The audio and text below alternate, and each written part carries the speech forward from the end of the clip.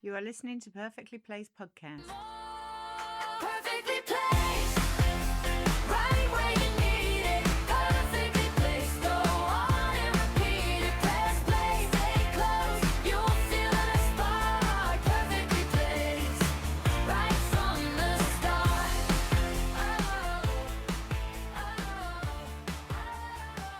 Hello and welcome to Perfectly Placed, and today we are delighted to welcome Tracey Menzies, who is retired in Spain, and that's what you're going to talk about today. Yep, that's But right. also, for disclosure, she is my partner in crime in Spanish classes, and we are very, very badly behaved. And soon we hopefully will have our teacher on, and she will elaborate on that, I'm sure. Oh, I'm sure she will. It's not that we're badly behaved, actually. I think it's just that we just struggle We do. with the grammar A lot. a lot. A lot. Tracy quite often sounds traumatised when she comes out of her Spanish lesson. I'm just mentally exhausted. Yeah. I mean, it's just what I think the reason why she thinks we're quite badly behaved is the fact that we just question the fact that whether we actually need to do it. Because we just want to speak. Yeah. And the problem is she keeps putting all these grammatical things in that we just don't really understand, do we? No, but I think we need them. Yeah. No, I agree. It's good to learn, but Yeah. it's very hard to learn. Oh, But see, it's she's a paying good off, one. though. She's a teacher's pet, you can tell. But it is paying off because I'm still using ChatGPT to translate, Yeah, and you type directly to. I do. So it is paying off. I do. You don't need to translate. Your grammar's there, Yeah, so there is some progression. it is. Yeah. Yes, Slowly. it is. Thank you. Slowly. Yeah. Right, so we're talking today about retirement in Spain because you retired to Spain. I You did. are retired, I am. so no excuse to not do your homework. True. But you retired to Spain how long ago? Almost 7 years ago. Wow, Yeah, almost 7 years. wow, wow. A And fast, quick 7 what years. is it? Yeah, it's going very quickly. Time passes really quickly, doesn't it? It does when you're Incredibly. doing nothing. Yeah. Well, that's the thing, is actually you're not doing nothing, are you? Because you are always busy. Always busy, Yeah. yeah. I don't Yeah. know where I found time to work, honestly. It's So what made you retire to this area and country. in and country? Yeah. So what got us here was we lived in America. We were in America for 23 years before originally from Scotland, but we lived in America for 23 years. And we were home in Scotland at Christmas time, and it was cold and it was wet, and A Place in the Sun came on the TV. And we watched this and we were like, we could go and retire in Spain now, Yeah. or we can keep working for another 15 years in America. And that's what drove our decision Wow. to research and come and we knew we wanted to be in the south coast of Spain because we wanted the climate, we wanted the weather. Yeah. And so we had a few trips over here and we explored. We went to Nerja and Malaga and Granada and Benalmádena. We went all the way along the coast checking out different areas, and we ended up in Estepona. Wow. We love And you it. fell in love. Love it. Was it love at first sight? It wasn't. We couldn't decide between Nerja and Estepona, but we Yeah. felt Nerja was smaller. Yeah. And so the original plan was we were going to come to Estepona for 6 months, and we were going to go to Nerja for 6 months and make a decision. Because everybody said, don't buy in the first year. Yeah. Take your time, do your research. Yeah. But we didn't. We came to Estepona and we never left. And we bought a house in the first 3 months. Wow.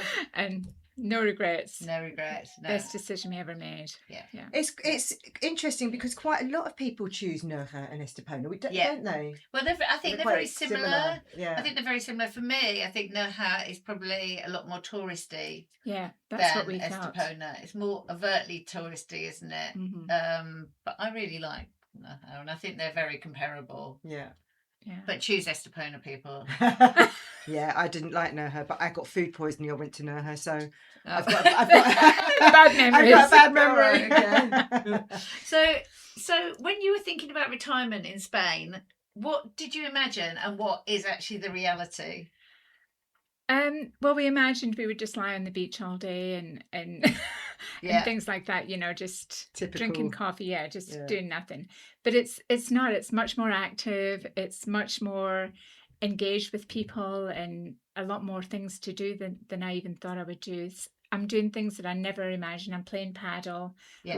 learning Spanish, which of course I need to do. But I didn't imagine that would be what my life was like, because you're so used to working life, Yeah. where you get up, you go to work, and it's very regimented. It's very routine, Yeah. and so to come here and have no routine, it was kind of hard at the beginning to get into some kind of a routine, but now I'm there. And Are you busier than you imagined you'd be? I am much busier.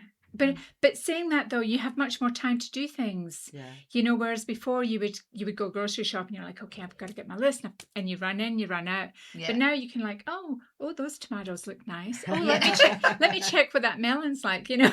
And you can You just can take your time, browse, and you can yeah. kind of look at recipes, and you can we cook nice. more than we used to, and so yeah, it's very different to what I imagined it would be. Yeah. And do you lie on the beach? No, never. Never. No. I do like to lie by the pool in the summer. Yeah. But sand, me and sand, no. Yeah. I'm not No. such a You're fan not of friends. sand now. Sand's not my thing. And is there anything you wish you'd known before you came to Spain that you know now? Oh, lots of things. I should have learned Spanish more. Yeah. I wish I had done that. I wish I'd started learning right when this whole idea developed. I wish I'd started learning. But of course, we did start learning, but it was never urgent. It was never necessary, really. We would something we would get to, Yeah, we were sort of the same, actually. Yeah. And financially, we would do things differently financially, because we never planned on leaving America, and so all of our finances are in America, and so we didn't optimize paying taxes and things like that, which we wish we had done now. Right. But hindsight's a great thing. Yeah. And I guess the thing is to talk to a financial advisor before you arrive. Well, yes Did you and no, talk to because anyone? we did. We have a financial advisor in America, but he deals in America with Yeah. American stuff. So when we said, well, we want to go to Spain, he's like, well, how much taxes do you pay? Then we're like, well, you should be telling us that, you know. And and so he really didn't know much about Spain and the consequences of living in Spain with all our money in the States. So you need an expert as well, really, don't you? You need a Yeah, Spanish local- expert. a local expert, local yeah. person. But even the local ones here don't know anything about American taxes. Yeah. So it's very difficult to get that. There's a lot of British people here with their finances from the UK. And there's lots of financial people who will help you navigate the UK, Spain Yeah. tax financial situation, but not so much the American one. And Yeah. No. Although I think with the influx of Americans now, I think there's probably someone out there now, because I think in the last couple of years we've really noticed a lot more Americans. yeah. But obviously you've been here a lot longer, and you were probably one of the first We're too people, late, yeah. that moved here from Yeah. America. Yeah, absolutely. I think our past guest, actually, I think he deals with America. Yeah. I think he can probably advise. But there's lots of other people out there, isn't there, that can do the whole international thing. Josh, but it's yeah. quite specialist, isn't it? With And American it's getting taxes. that in place long before you come here. Yeah. Because when you come here, it's too late It's then too to move late. your money around and Yeah. put it in Yeah. the right place. Yeah, And that's really good. So is there advice. anything else that you think you wish you'd known? I don't think so. I mean, just preparing and planning and doing your research. I mean, that's Yeah. you that's got to key. do your research. Yeah. Yeah. I've met a few people that have just shown up, and they've got their cat and they've got their and I'm like, well, what about your visas and what about your Yeah. bank accounts and what about your NIE numbers? And, No, exactly. And some people have just never thought that far ahead. No. And so, No. and in this day and age, there's so much information out there and so many more resources that you can get. Yeah. That there's really no excuse No, to not do absolutely your No. homework. 100%. Planning is everything, really, isn't it? It is. Planning really is everything. Yeah. And it just, you can do all these things. I mean, I literally turned up 3 months pregnant with knowing absolutely no one, and it worked out. But if we'd planned it, the process would have probably been much more enjoyable early on. 100%. Yeah. I didn't plan at all either, and there's definitely things I would have done differently. Yeah, Mhm. absolutely. So, regarding to finances, do you think it's cheaper or more expensive than you expected it to be? For us, it's more expensive than we expected because we're doing so much more traveling now. Oh, We- interesting. Just day-to-day living, I would say it's cheaper, Right. but we've really embraced the fact that we're in Europe and we still have family in the UK, so we go over to the UK a lot. But we've traveled so much since we came here, and there's so many so many good opportunities for travel here. You know, you look on the internet, you can find a cruise for €600. And it's Yeah. like, why would you not go on a cruise for a Yeah, week for yeah. 600? And so we've done an awful lot of travel, and so it's great because you can go anytime as well. You know, you're Yeah. not restricted by how much time you can take off work. And so for us, it's been more expensive than we originally planned, But through choice rather absolutely, than... yeah. That's been our choice to do that. So your day-to-day living expenses are much cheaper. Oh, much cheaper, Right. much cheaper than America for Yeah. sure. Yeah. Yeah. And the quality. Yeah, the quality of the food and the well, not even the restaurants, because the restaurants are good in America, but Yeah. just generally overall, it's just Yeah. a different lifestyle here. Yeah. Very different to America. Yeah. Um, Yeah, it's much. I think. I don't know about you, but for me, it's like it's a slower life, but it's still. You still get a lot done in that life, if you know what I mean. I it's think slower, the thing but more quality, I think. Yeah, I think the thing is you can do a full day for us. It's you can do a full day of work, but then you can go to the beach in the evening, which Yeah. stretches the day out. Yeah, absolutely. And that makes you relax. Or even just having a coffee in Estepona Square in Plaza de Flores. Yeah. That makes your day so much more enjoyable, doesn't it? Yeah, Yeah. makes you feel like a holiday maker. Yeah, it does. doesn't it? Yeah. And Tracey feels like a holiday maker every day. I do, yeah. Well, you look well, so it's obviously agreeing with you. Yeah, exactly. Thank you. So, with regards to community, then, how easy? Because presumably you came here knowing no one. No, we knew nobody. Nobody at all. Wow, No. that's quite brave, isn't it? Yeah, Well, I brought my husband. yeah, But other than him, no, I didn't know anybody. But we very quickly made friends. I know other guests have said this, but there's everything here. yeah, You know, whatever your interests are, you can find a group. You know, whether it's walking or hiking or having coffee or photography or sports, golf, cycling, motorcycling. There's a group for everything. Yeah. And so once you find those groups, which is very easy to find those groups, once you find them and just put yourself out there, which can be a little bit hard to start with. I remember going along to a coffee morning the first time, and I think I walked past about 3 times before I Oh, plucked up courage to go, really? "Are you the ladies of Spain?" Oh. But once you're out there, you know, it's very easy to make friends because Yeah. there's a lot of people in the same position as you. Yeah. They've left their Exactly. home country behind. They don't have family and friends here, Yeah. and they're looking for friends. And so it's very easy to make friends. And I've made some really good friends, people that I know I'll be friends with the rest of my life. yeah, yeah. Really good She's friends. lovely, so- isn't it? Yeah, it's making me feel is, quite isn't it? emotional, actually. Yeah. Yeah. No, it is. I mean, I know that you're really active in the community now, and you Mhm. host lots of events and stuff. Tracy's legendary for her Christmas lunches. So In a good way, I hope. yeah, in a good way, yeah, absolutely. So, but you know, to in order to get that, you do need to push yourself forward, don't you? And You just do. make that. No, but Yeah. everyone, like you say, everyone has been in that boat. Everyone can remember quite recently being in the same boat. So everyone's super friendly, aren't they? Oh, And they are, yeah. welcoming. Very yeah. good. Yeah. In Seattle, there used to be this thing called the Seattle Freeze. And so you would meet people when we first went over there. Of course, we knew nobody there.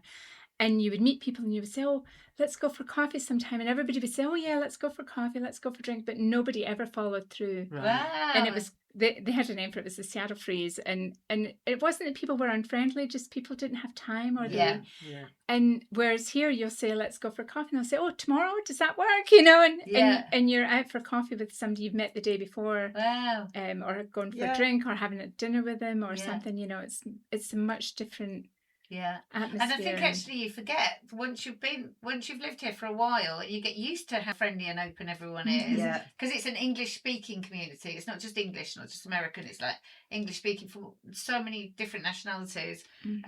And I think it's sort of, you know, when I think back to the UK now and people talk about being lonely, I think that's more difficult to imagine that happening here because there are so many places you can go. You just need to go back to London for a couple of days, Yeah. and then you can see like the comparison. Like Yeah. you go back, no one looks at you, Yes. no Yeah. one smiles at you. Whereas here, you walk past and everyone's good morning. Yeah, and that's very true. everyone's so much more open and receptive. Yeah. So I'm going to ask you a question that I know the answer to. Are your friends generally expats or are they Spanish?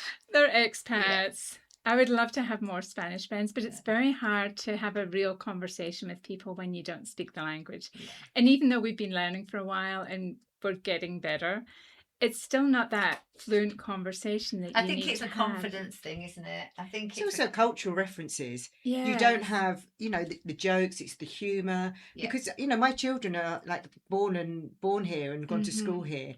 And they have a Spanish humour and they have an English humour.